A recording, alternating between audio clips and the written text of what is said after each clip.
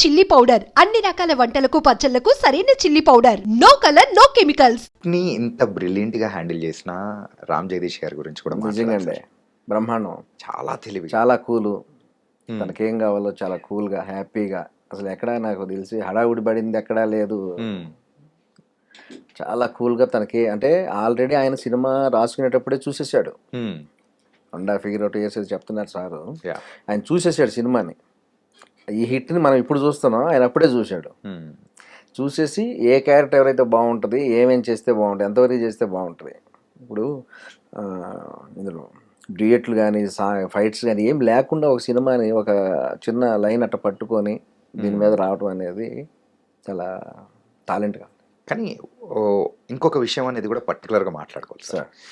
ఎప్పుడైనా కానీ ఒక మన ఇంటి అమ్మాయిని ఎవరన్నా ప్రేమిస్తున్నారు అనేటప్పటికీ అది వైలెంట్ గా చూపించే విధానం అనేది మనం చూసాం. అవును, ఒక్క రక్తపు చుక్క అనేది కూడా పడకుండా డీల్ ఫైట్ చేసే విధానం.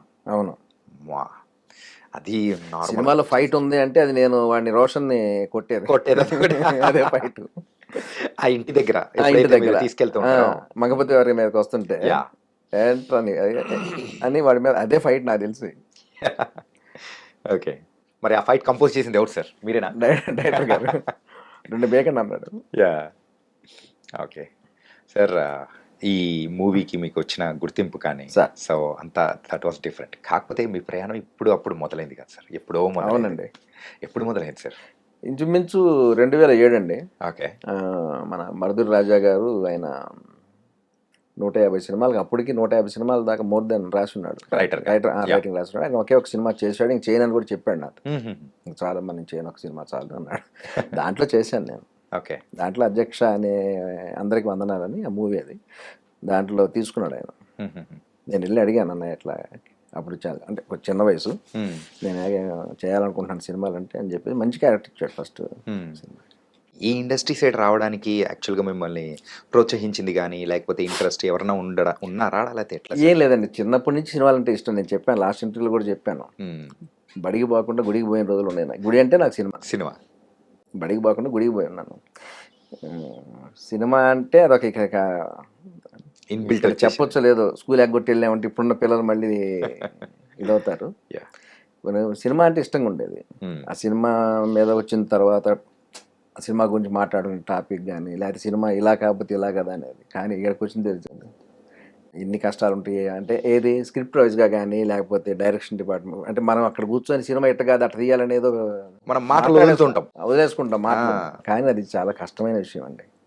అందులో కోర్టు లాంటి మూవీని హ్యాండిల్ చేయటం, అలాంటి స్క్రిప్ట్ తయారు చేసుకొని చాలా సున్నితమైన అంశం అండి అది. ఏమాత్రం పోక్స్ యాక్ట్ అనేది అటు ఇటుగా అంటే ఆ యాక్ట్ గురించి కొంచెం అటు ఇటు అయినా కానీ సినిమా ఇబ్బంది పడిపోద్ది. రైట్, ఎక్కడ అసలు చాలా ధైర్యంగా ఆ విషయమే చాలా ధైర్యంగా జగదీష్ గారు కానీ నాని గారు కానీ సినిమా నడిపించారు. ఎక్కడ డ్రాప్ కాదండి సినిమా, ఎక్కడా లేదు అస్సలు.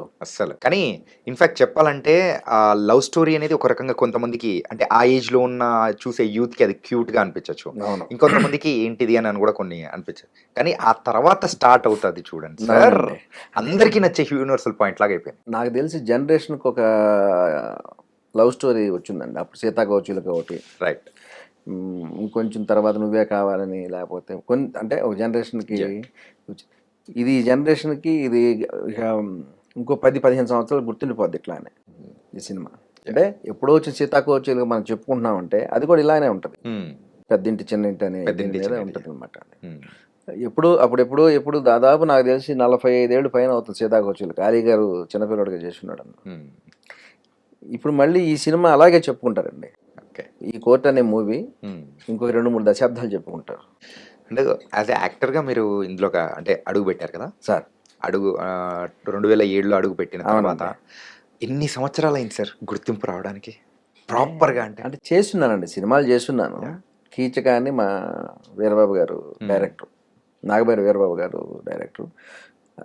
తర్వాత ఆటగదరా శివాని చంద్రసిద్ధార్థ గారు, క్రిష్ గారి బ్యానర్లో ఇప్పుడు 4 చేస్తున్నాను నేను. క్రిష్ గారు 9 hours వెబ్ సిరీస్ కానీ లీడ్ రోల్. ఓకే, కన్యాశుల్కం అది రావాలి. అరేబియన్ కడలి ఇప్పుడు ఘాటీ చేస్తున్నారు, రేపు నెల 18 ఘాటీ రిలీజ్ ఉంది అనుష్క గారిది. గుర్తింపు అంటే సినిమా సక్సెస్ అయితే ఆటోమేటిక్గా వచ్చేస్తుంది. కానీ మనం ఎంతసేపు ఉన్నాం అనేది కాదు, ఒక అవునండి. మంచి గుర్తింపు పడే ఒక ఒక ఫ్రేమ్ చాలు సార్, ఆ, గుర్తింపు రావడానికి ఒక ఫ్రేమ్. ఇంతకు ఘాటి విశేషాలు ఏంటి సార్? ఘాటి చాలా బాగా వస్తుందండి. అంటే అనుష్క గారిని ఇప్పుడు దాకా మనం చూసిన విధానం కాకుండా. మేమైతే అనుష్క గారిని ఇప్పటి వరకు ఒక హీరోయిన్ గా, అవునండి. అంటే అరుంధతిలో ఉన్న అవును. రోల్ ఇప్పటికీ ఎప్పటికీ మర్చిపోలేని అరుంధతి, క్యారెక్టర్. బాహుబలి ఇట్లాంటి క్యారెక్టర్లు కాకుండా డిఫరెంట్గా ఉంటుంది ఘాటి అనే సినిమా. ఏంటి సార్ కంప్లీట్ రక్తము, కత్తి ఇవేనా? అది లేదు అంటే అంటే మనకి వైలెంట్ అంటే తెలియని చెప్పలేను నేను వాస్తవంగా. సినిమా అంటే మంచి ఒక సీన్ మాత్రం ఆయన వాతావరణం లేదు అనుకున్న టైంలో చేసిన విధానం చాలా బాగుంది క్రిష్ గారు. ఓకే, ఇంక ప్యాకప్ అనుకుంటున్నాం, అసలు దాన్ని ఆయన క్యాష్ చేసుకున్నాడు. ఓకే, అందరు రిలాక్స్ మోడ్ లోకి వెళ్ళిపోతున్న టైంలో కమాన్ కమాన్ అని చెప్పేసి ఇంక లేదు, అయిపోయింది ప్యాకప్, మన వర్షం పడిపోతుంది ఇది అని అనుకున్న టైంలో దాన్ని ఆయన అసలు క్యాప్చర్ చేసి బ్రహ్మాండంగా చేశాడు దాన్ని. అది స్క్రీన్ మీద చూడాల్సిందే. ఎన్ని లక్షలు పోసినా, ఎన్ని కోట్లు పోసినా ఆ సెటప్, ఆ సెట్టింగ్ రాదు. ఆయన ప్రకృతి ఇచ్చింది ఆయన. ఓకే, ఎందుకంటే ఆ గ్లిమ్స్ చూసినప్పుడు అరే చాలా రోజుల నుంచి వెయిట్ చేస్తున్న అనుష్క గారి దగ్గర నుంచి ఒక డిఫరెంట్ కావాలి అనుకునేది, అది కూడా ఆ టైప్లో ఇవ్వడము ఓ సో నైస్ అనిపించింది సార్. మీ క్యారెక్టర్ ఎలా ఉండబోతుంది సార్ అందులో? అదే విలన్ ఉంటారు, ఒక 1.5 దాకా విలను. మొత్తం అయితే మీరు కూడా భయపెట్టిస్తారనమాట. చిన్న ఇది. ఎక్కువగా మిమ్మల్ని ఏ క్యారెక్టర్ కోసం అప్రోచ్ అవుతుంటారు సార్? ఇదనే లేదండి, ఇప్పుడు ఇందులో పోలీస్ క్యారెక్టర్ వేశాను, ఇప్పుడు 9 అవర్స్లో సపోజ్ బ్యాంక్ రాబరీ చేశాను, దొంగగా చేశాను. టైగర్ నాగేశ్వరరావు దీంట్లో ఒక విలను, సైడ్ విలన్గా చేస్తున్నాను. ఇప్పుడు పర్టికులర్ ఇదేం లేదు, మనకి ఏదేస్తే సెట్ అయిపోతుంది. కానీ హీరోయిన్ ఫాదర్గా కూడా చేశారు, సాఫ్ట్ రోల్స్ కూడా చేశారు. చేస్తున్నాను. ఇప్పుడు కన్నడలో ఒకటి చేశానండి, హీరో ఫాదర్గా రిషికి కన్నడ చేశాను. అది బాగా ఏడిపించేసాం. మన జనవరి 24 రిలీజ్ అయింది, మంచి పేరు వచ్చింది. ఓకే, ఫాదర్ సెంటిమెంట్తో కూడా మనకి ఇంకా రిలీజ్ కాలేదు ఇక్కడ అది. ఓకే, రిషి అనేసి డాకు మహారాజులో విలన్ అతను.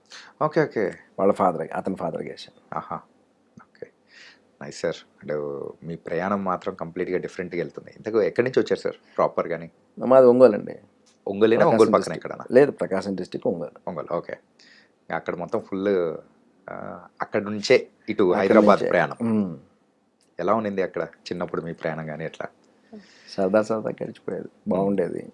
నా బిజినెస్ ఉండేయండి, నాకు సిటీ బస్సులు ఉండేవి, నావి 2 బస్సులు. ఇక్కడ అక్కడ లోకల్గా సిటీ బస్సులు 2 నాయి, మా రిలేటివ్స్ అందరూ ఉండే. ఆ సిటీ బస్సులు చిన్నగా అది ఆగిపోయే పరిస్థితి వచ్చేసింది.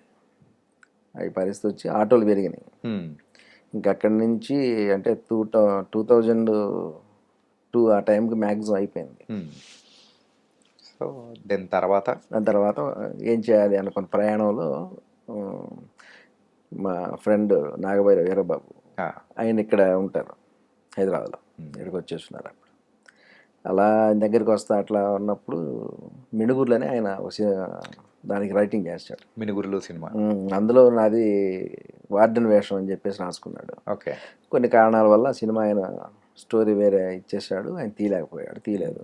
ఇంకా అక్కడ దీంతో మళ్ళీ ఇంకొక కథ తీస్తే అది అక్కు యాదవ్ స్టోరీ కీచకాదని ఇంకోటి తయారు చేసుకున్నాడు, దాంట్లో క్యారెక్టర్ రాశాడు. ఈ మినుగురులో కూడా సార్ ఫస్ట్ ఆస్కార్ మూవీ మన ఆస్కార్ లైబ్రరీ దాంట్లో పెట్టారు, చాలా గొప్ప విషయం. యా, కానీ అందులో క్యారెక్టర్ రాకపోవడం కొంచెం బాధ అనిపిస్తుంది.